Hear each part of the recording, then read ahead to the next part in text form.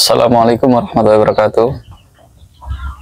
Alhamdulillah wa syukurillah wala nikmatillah wala khawla wala quwata illa billah. Allahumma sholli ala sayyidina Muhammad wa ala ali sayyidina Muhammad.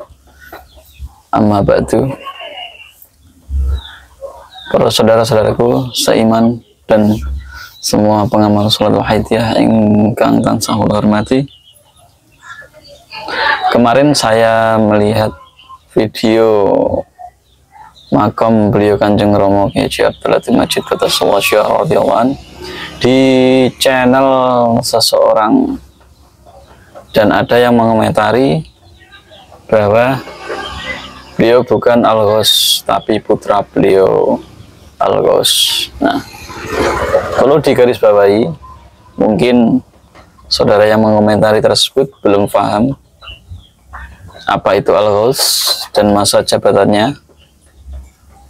Perlu memahami terlebih dahulu apa itu Al-Ghaus. Maka dari video yang di share teman-teman, yaitu penjelasan beliau almarhum Bapak Kiai Rahmat Syukir, bisa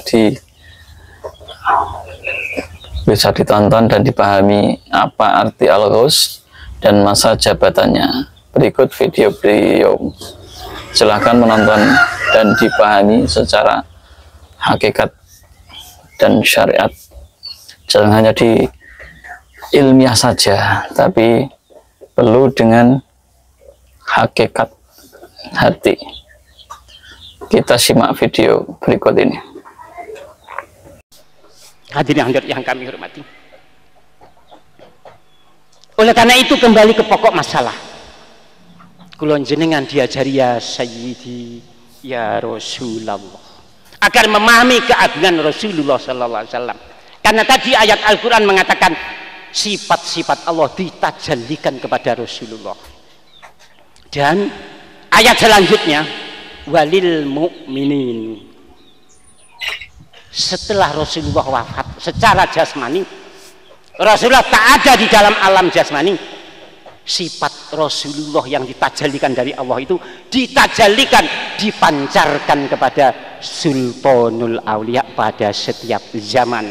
Walil mu'minin, firman Allah dalam surat Al-Munafikun ayat 8. Ini para ulama tasawuf menafsiri walil mu'minin itu orang mukmin yang kamil.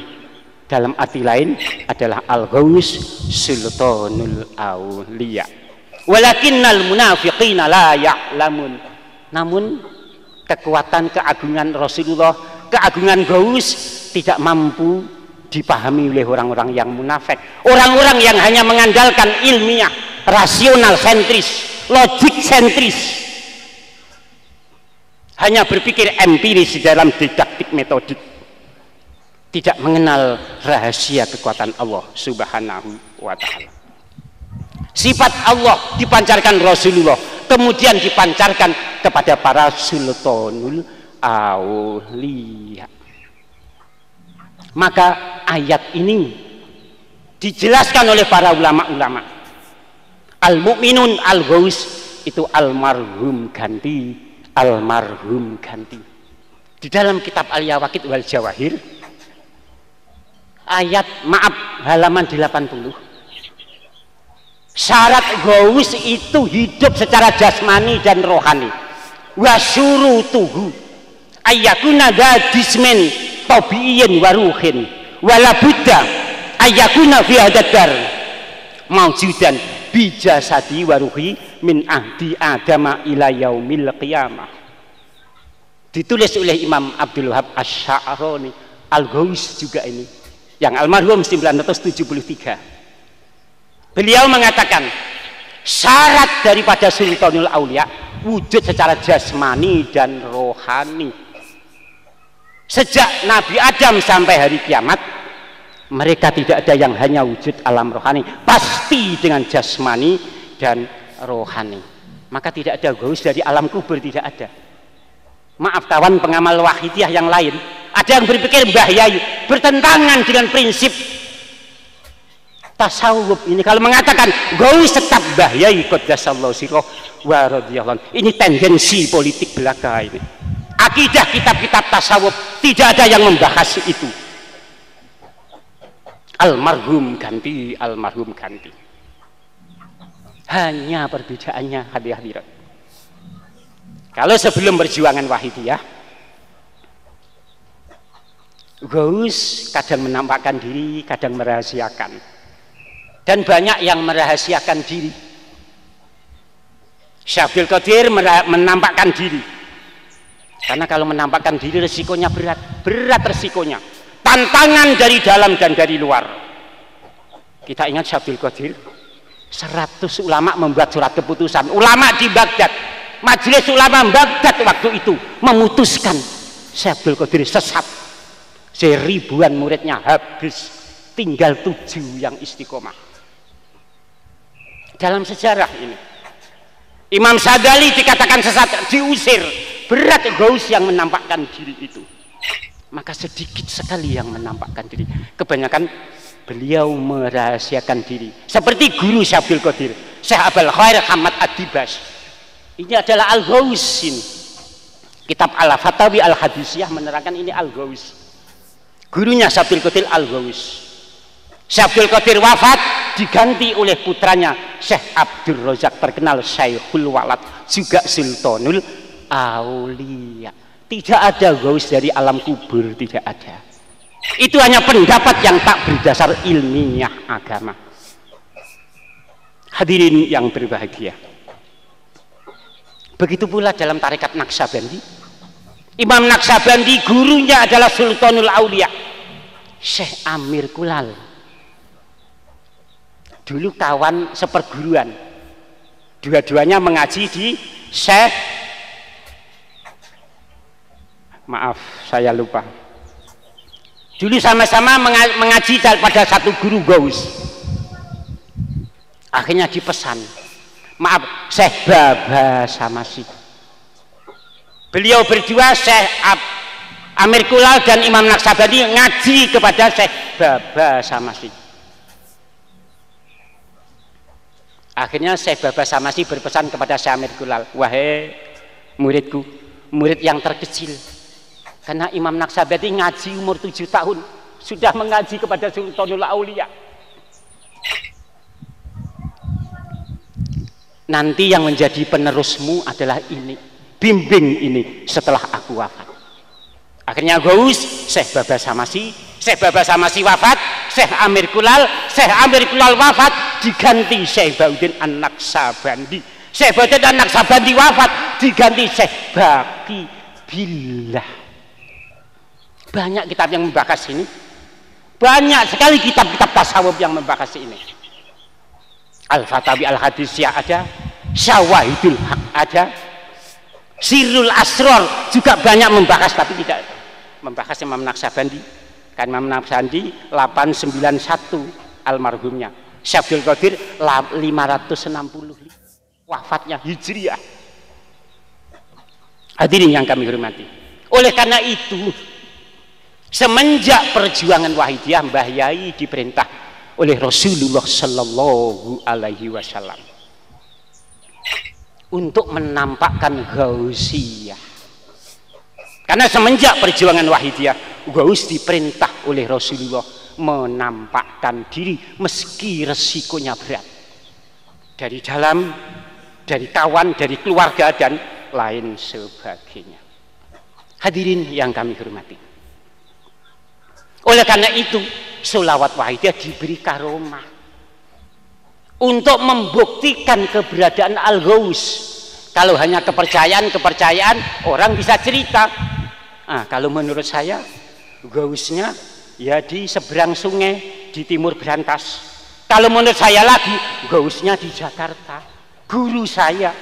Menurut saya lagi gausnya ya di Sumatera, guru saya. Ini kalau menurut kepentingan. Karena sholawat Wahidiyah telah ada wirid ya ayyuhal ghaus, maka Allah Ta'ala memberikan karomah kepada sholawat Wahidiyah.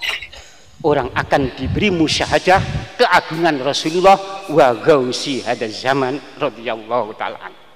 Sebagai contoh, maaf, kami menceritakan kawan Malaysia ini saat ini hadir di sini. Ada dua pengalaman yang sangat agung menurut kita. Orangnya hadir di sini. Salah satu orang Malaysia asli Tulungagung, tapi sudah menjadi warga negara Bumi Putra Malaysia sana. Sakit stroke sudah beberapa tahun. Stroke, tidak mampu berbicara, tidak mampu jalan. Akhirnya mujahadah. Waktu itu maaf beribu maaf, kami orang bodoh, orang dolim, namun waktu itu ditugaskan Kanjeng Rama Yai ke sana. Kami penuh kekurangan. Saya pagi matur Kanjeng Rama. Kanjeng Rama menika wonten piantun stroke Kanjeng Rama. Mohon doa restu Kanjeng Rama. Saya ke rumahnya ditemani kawan-kawan di Malaysia mujahadah. Salah satu pengamal, maaf ini juga hadir orangnya, Ibu Nuriza hadir melihat Kanjeng Rama Yai rawuh menyembuhkan ibu yang sakit itu. Pagi harinya hadirat mulai bisa berjalan. Alhamdulillah sekarang bisa hadir di bumi suci Kedung Lo Al-Munadharah ini. Setelah disembuhkan karomahnya Hadratul Mukarram Kanjeng Rama Yai radhiyallahu anhu. Kalau tidak diberi kemampuan semacam ini, tidak mungkin diterima umat hadirat. Di sini sendiri di Kediri mboten tampak karomah Kanjeng Rama. Wallahu a'lam rahasia Allah. Namun di luar Kediri karomah Kanjeng Rama Yai sangat ditampakkan oleh Allah Subhanahu wa taala. Padahal secara lahiriah beliau di sini hadirat. Dan ada lagi yang sangat agung lagi. Maaf, Hadratul Mukarram Kanjeng Rama Yai. Mohon izin Kanjeng Rama Yai. Ada salah satu, ini putranya hadir di sini.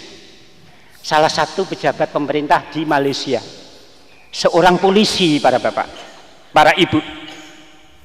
Seorang polisi, kalau di sana PDRM Polis di Raja Malaysia. Putranya hadir di sini. Diperintah bapaknya hadir di sini. Ini belum pengamal waktu itu. Belum pengamal. Kalau Allah menurunkan anugerah Gausiyah. Dia Pak Tuan Razi ini silaturahmi ke Bendahara PW Malaysia, Pak Haji Saleh. Mau numpang sholat maghrib, tiba-tiba baru masuk pintu, Tuan Rozi bin Yakub ini melihat kalender Wahidiyah. Dia tertegun, oh ada orang alim di dalam kalender. Maaf Kanjeng Rama Yai, tiba-tiba Kanjeng Rama Yai dari kalender keluar hadirat. Wujud yakodotan dari kalender keluar hadirat. Tuan Razi dipeluk. Maaf ini saksinya, putranya di sini bernama Haikal itu. Hadir di sini putranya. Kanjeng Rama Yai memeluk, Tuan Razi mencium kedua pipinya.